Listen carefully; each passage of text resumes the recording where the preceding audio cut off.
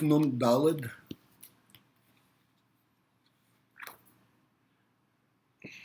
Two lines from the marker Gufiyud Gimel. Down or up? Hmm? Up or down from that? Down. Okay.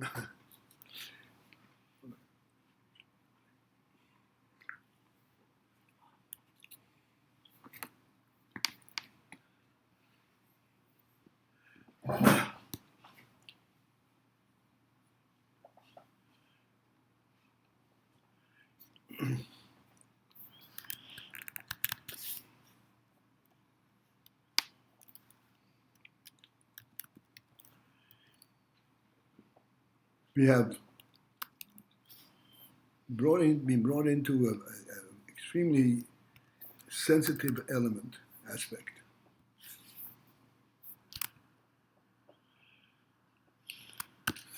That on the one hand, it is fully understood and totally accepted that there is total prior knowledge of all that occurs in the world by Hashem.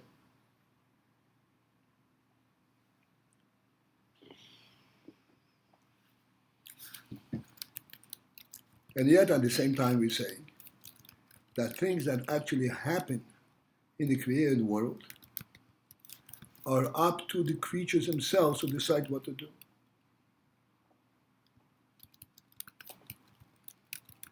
This presents a truly challenging concept.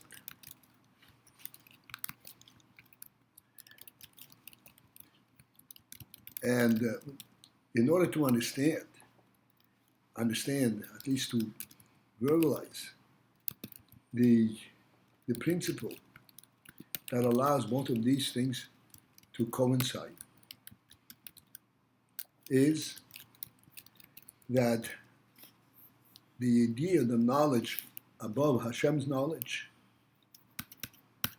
and the worldly occurrence on such different realms, they're so distant one from the other, that the worldly experience is totally insensitive, impossible to be sensitive to the divine knowledge. Because divine knowledge is in a different realm. That's called Shaloi Be'erech. It is not within its realm, within its reality.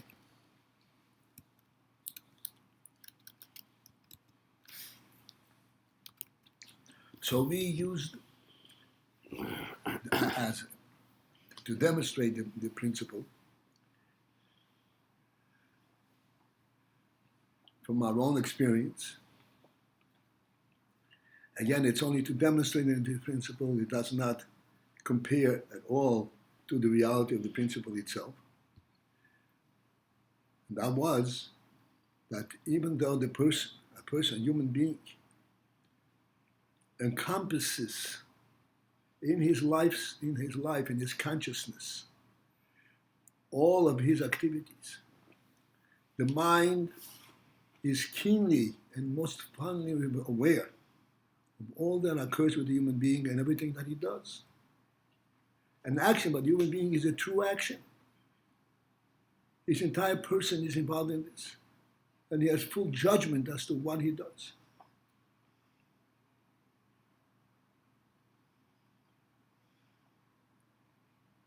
Just to add this Nakuda, this is why a human being is held accountable no matter what happens. To the extent that the Gemara says, the Halacha says, a human being is always responsible for his actions. Ben or ben yoshen, whether he is awake or even asleep. It's an amazing thing. Even when he's asleep, he's nonetheless responsible for his actions. Because his sense of responsibility goes way beyond, higher, and deeper than being aware of the consequences of an action.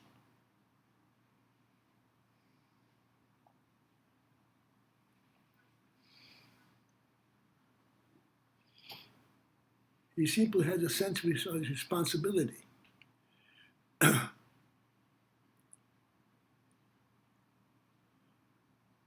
His sense of responsibility, as we already touched upon it. And he said it's not only recognizing the consequence, the negative consequences, the positive consequence of an action, but because it is his domain. He relates to its reality.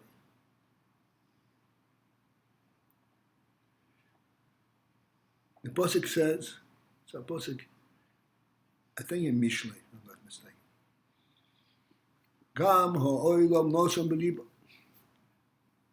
Even the world Hashem had placed in their heart, in the human heart.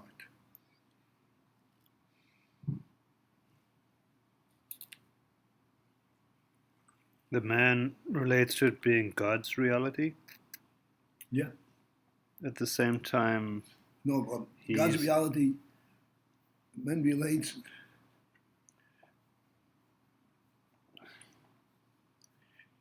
to the entire creation due to the fact that God created it.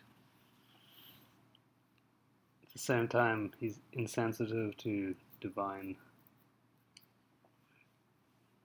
He cannot sense the divine presence itself. But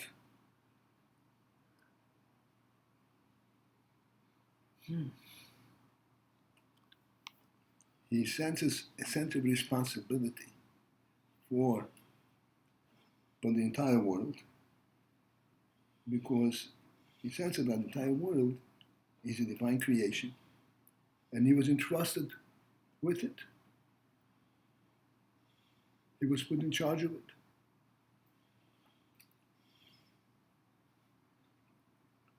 A human being knows this either at a conscious or a subconscious level. Like, I mean, you see all these groups saying, save the world, climate change, save the environment. It all stems from this spiritual source. Should we go there? Let me just make a quick comment about that.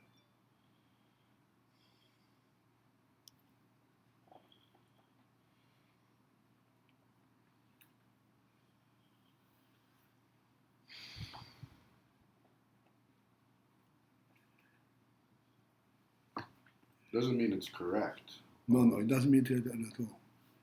This save the world, etc., and this contemporary thinking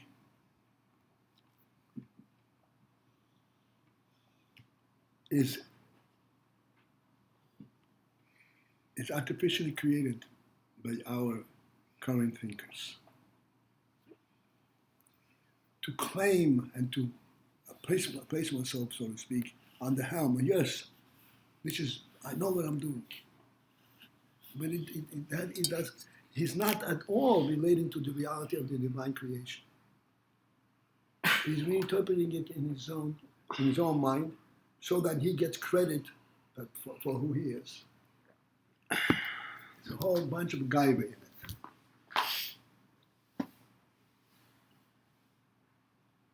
It's not subservient to the divine will. Far from it.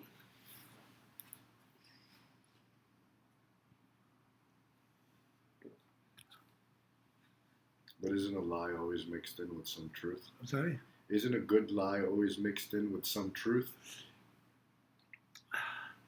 This lie is not a good lie.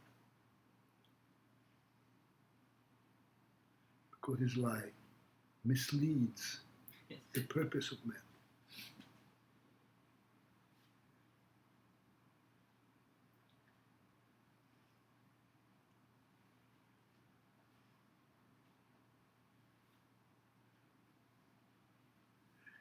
This is a lie that claims the world to be itself rather than to be God's world. It's not a good lie.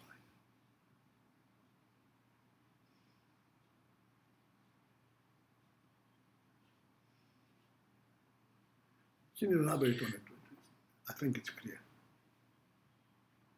Shleima. Maybe he needs to say that if it's effective lie, then it has to have some kind of truth.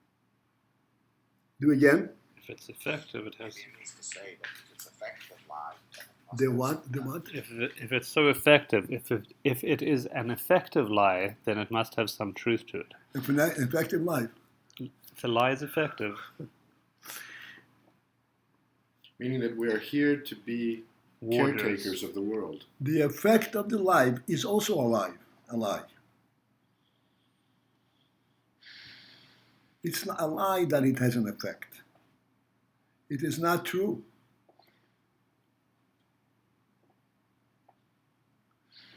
Let me just demonstrate the principle. You go to yeshiva and you learn Moed Anu Lefanecha Chai, Moed Anu Lefanecha Chai V'Kayim. You come out of there, you're a different person. You have a different perspective. You're a human being. You go and you learn high mathematics. What does that do to you?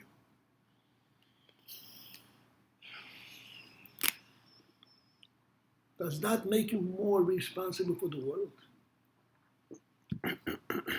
Does it make you more keenly aware of what life is? Of your own responsibility? Zero, more than zero, negative. Because the more you know, the more you claim things to yourself.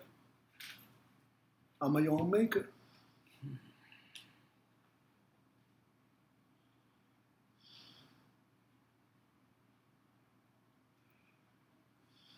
I recall a note from the previous Rebbe. I don't remember the circumstances under which he wrote it. He said something like this. We see that in the world,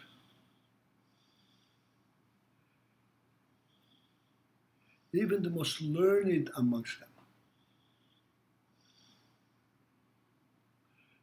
have lowly midas.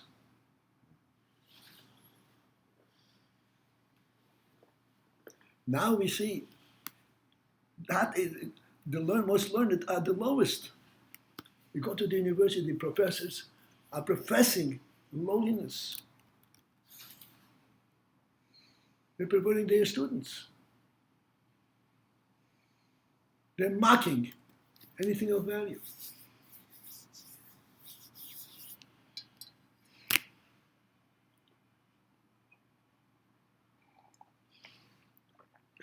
So we're saying the worldly realm is completely insensitive to divine knowledge, divine intent. But at the same time, we are... One second. Let's put this in correct terms. They're not aware of it, but they're not affected by it. Who? You're saying the academics? Academics. Fine, but prior to, early in the shir, we indicating that divine knowledge is in a different madrega. It's the foot, the world is the shoe. I mean... That's right. So, and this is why. That's an explanation. How come they're not aware of it? How come they're not affected by it? Because they can choose to turn away. Because divine knowledge is in a different realm. It is. But my And they know that. Are we saying that there is no communication between the divine and the worldly? 1 second. And the answer to that, there is communication. The divine has given us a whole Torah. 24 books. And muad le'olam, that he's continuously responsible. That's right. And he says, hey, this is old stuff. I'm smarter than that. Right. Bereshit bara Elokim et hashamayim v'zoros. What more clear statement can you have? No. The world has evolved from a what do you call it? What's the minimum entity? Molecule. Molecule. Atom. The world is in atom. Accidentally, the atoms are flying around and hit each other and they split up.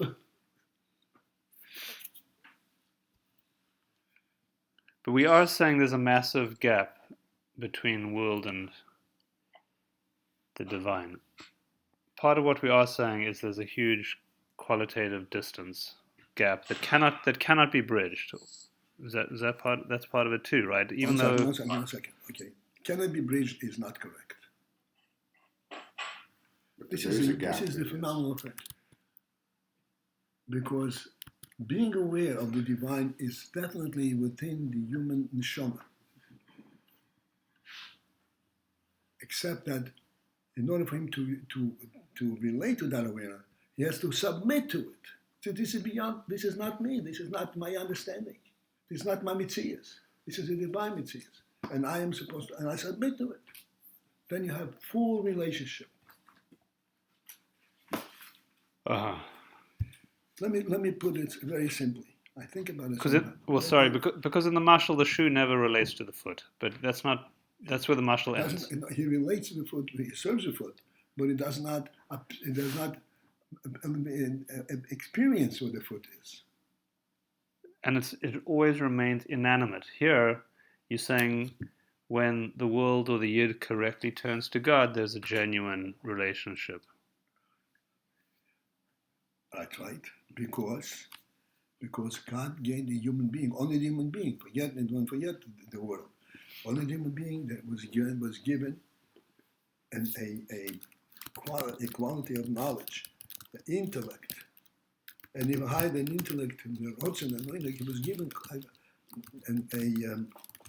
a sense of the divine soul in him. But this is a gift, this is a divine gift to him.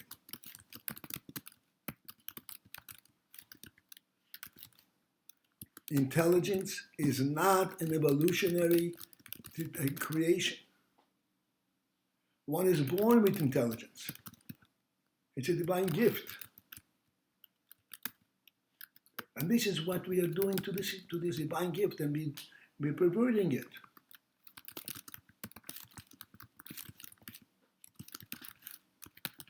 And we are saying divine gift, that's child's play. That's naive.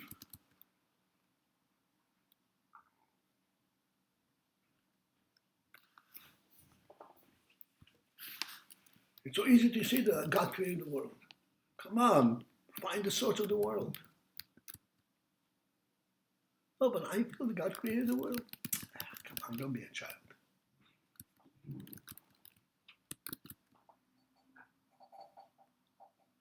You interrupted me. I forgot already what I was going to say. Just want to say this. So sorry, Robin. What? Yeah, it happens.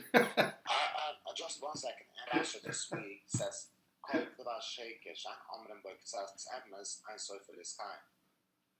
Anybody hear what he said? No, I didn't. Yeah, it says that in every lie, b'chol sheker yesh emes, that in the end will be fulfilled. If you don't say some kind of emes, then it will not have any key on the sheker. And it doesn't have the key. It does not have the key. Because every second year we have a new lie. And but the Maraglim had the key.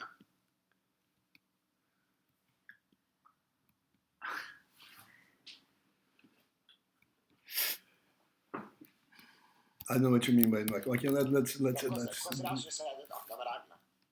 It's just playing games. It didn't. Come on, it didn't have a key.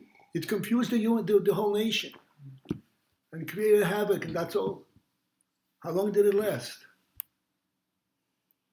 But RASHAB said that they said some kind of truth, because that's what they said in the beginning. This is only enough to pursue their lie, but it's not a lie.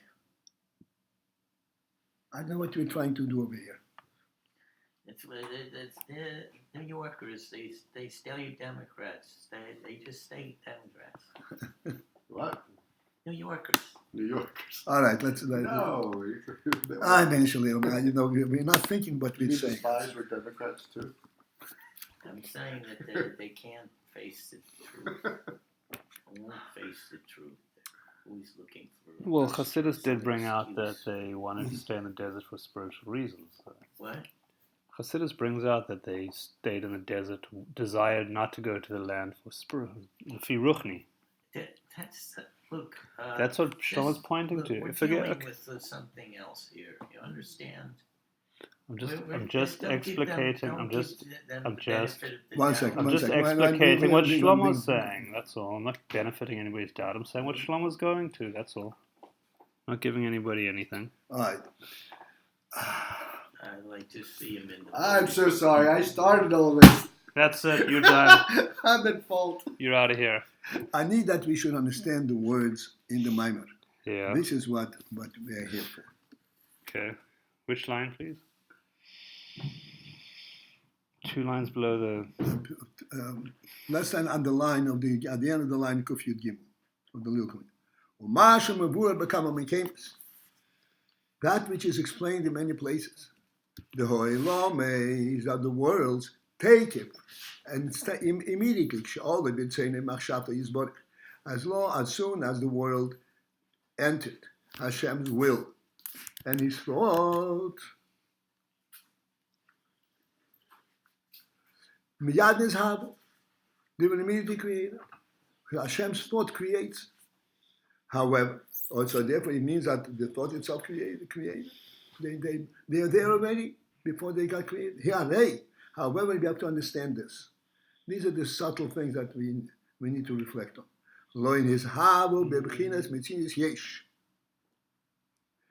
They were not, at that point in his thought, they were not created bibchinas at the level of something that will have the effect of yesh, of an independent presence.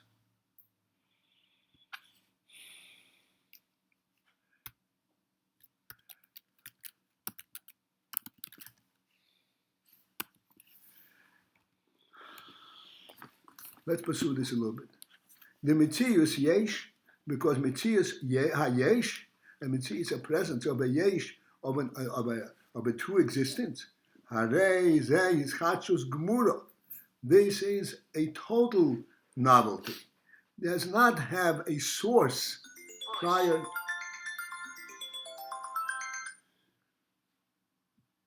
Yes, sir. Okay, we're back on. You're disconnected from the conference. I got it. I understand. So you're on. Okay, good.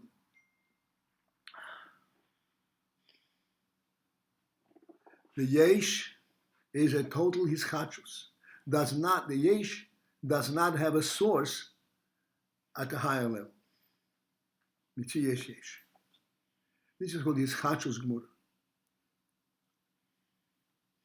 The kedem shin yizhavu, which means that before it came into being, lo yehoyo mitziusi klal.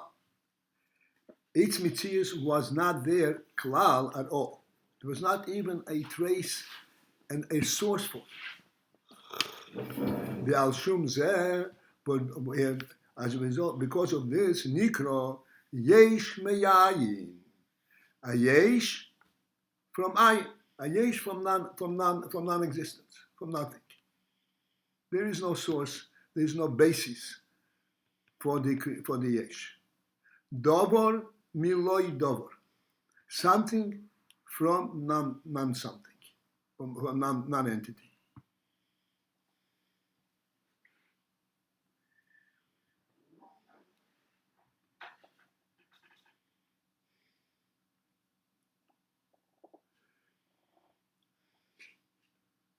This is why we say, yesh mei ayin, his havus. This is exclusively within the realm, within the purview of the Creator himself. Only God can create yesh mei ayin.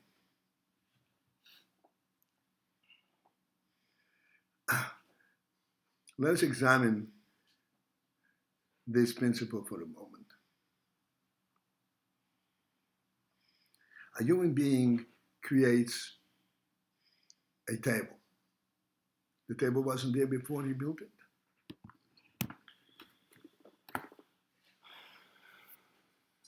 And now there is a table.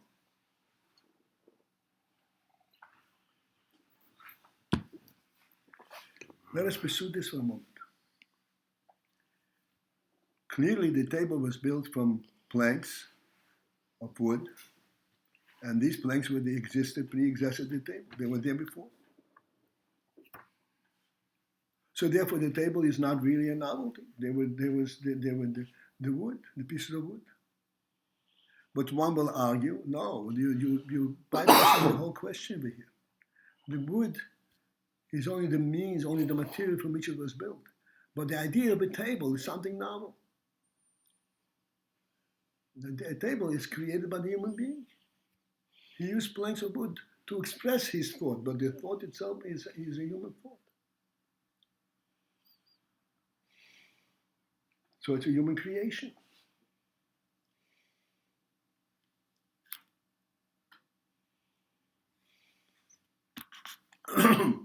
What is the difference between a human being creating a table and the Rebbe creating the world?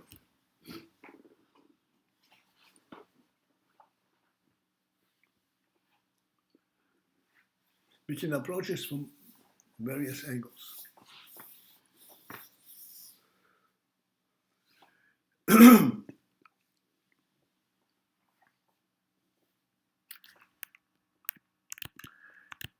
You can approach it from the human part. The idea of a table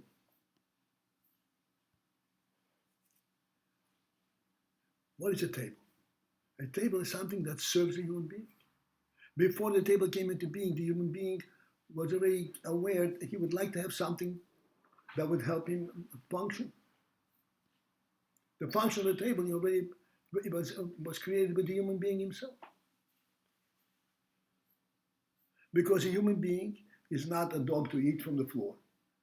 He has a sense of being above, of being koima, standing up. Therefore, he has to eat. He has to eat, but he doesn't have to. He's not going to crawl on the floor to eat. He has to have something that would hold his food in front of him. This is a divine creation. This is not a human creation. This is starting from that level. Then we have the actual structure of the table. Wow, what a beautiful design. What happens is the human being perceives that he has to have something in front of him that would serve him, something in the world. He looks around in the world and he sees wood. He says, that's a good material, a good means by which we can create this thing. In other words, there is something that alerts him to that possibility way before he even conceives it.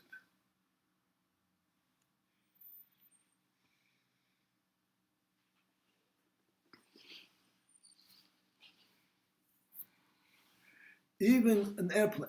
Oh, wow, a human invention. Were it not for birds flying, he would never conjure up the idea of an airplane.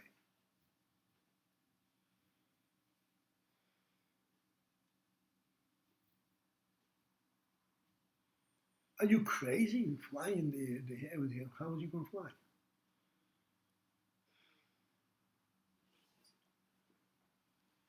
What a point here. We're talking about, this is to illustrate Yeshmayan. What are we talking about? To illustrate that the difference between Yesh Meyesh and Yesh Meyayin. Even that which is a human invention is also not Yesh Meyayin. Only God can create Yesh Meyayin. Truly Ayin.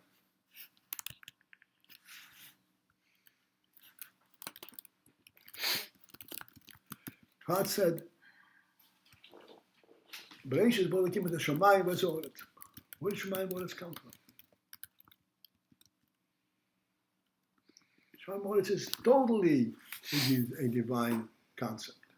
It originates from God.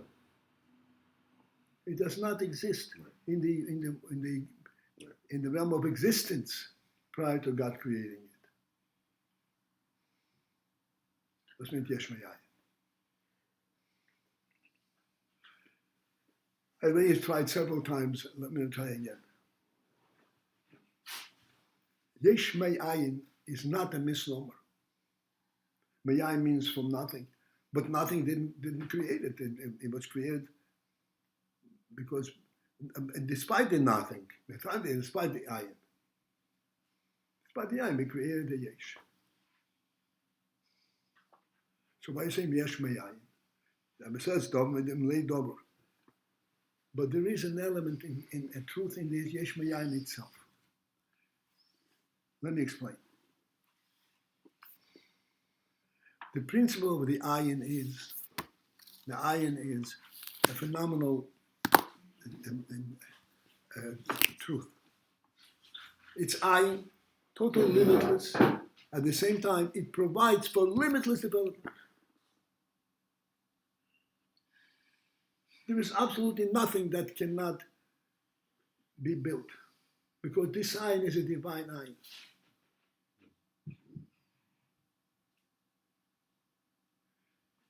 So this ayin itself is really the buttress, is the basis that makes you think, oh, you can build anything you want. Everything will have a place. I understand. Yeah, you have a table, so you have to be able to relate to it. In this ayin, you can relate to anything that you make. You can relate to it. There's no lie in it. Everything is true. Everything has a basis. Because in the divine reality, everything has a basis.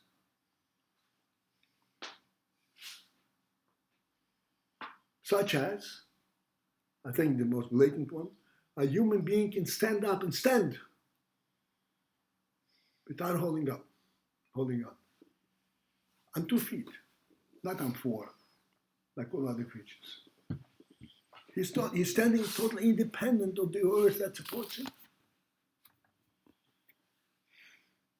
Where does he get that idea? That he can stand independently of the earth that supports him. That's the ayin.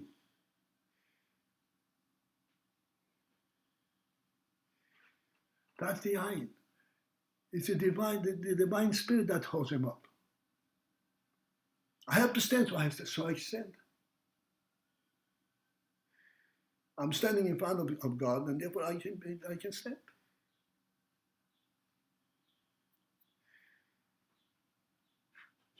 Because there is a higher reality in my consciousness, in my subconscious, than the earth that holds me up. And I can stand with full comfort, not trembling and being afraid to fall down.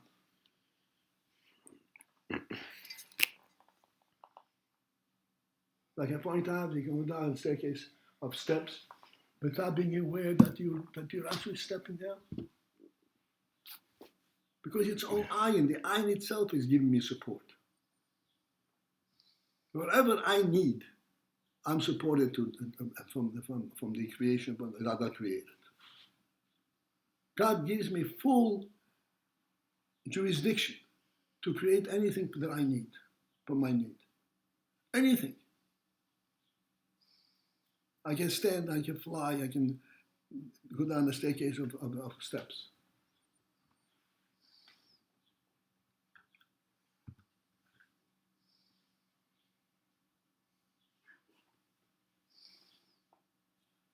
When we go down a staircase steps, it's not because the steps are going to hold us up. We're just going to hold ourselves up.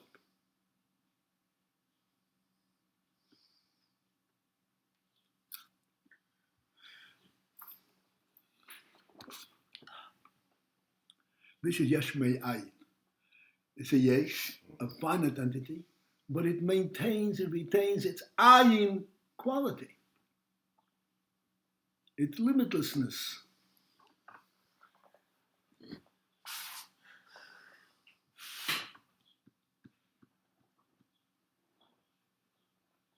It's almost like a blank canvas. Almost like a blank canvas. That allows for all the creativity and all the aspiration. That's right.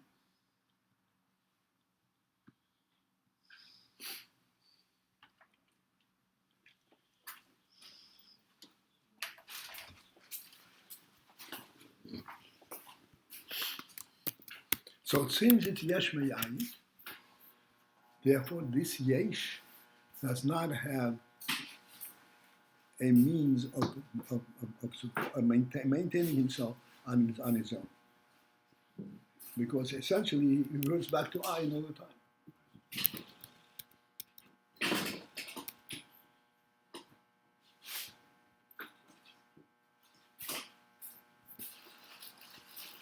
Let's put it, the time is almost up, so I might as well. Let's put it in real terms. A table is a table. If not for the fact that the human being appreciates what a table is, the table would revert back to wood planks instantaneously. Table will not on its own claim I'm a table.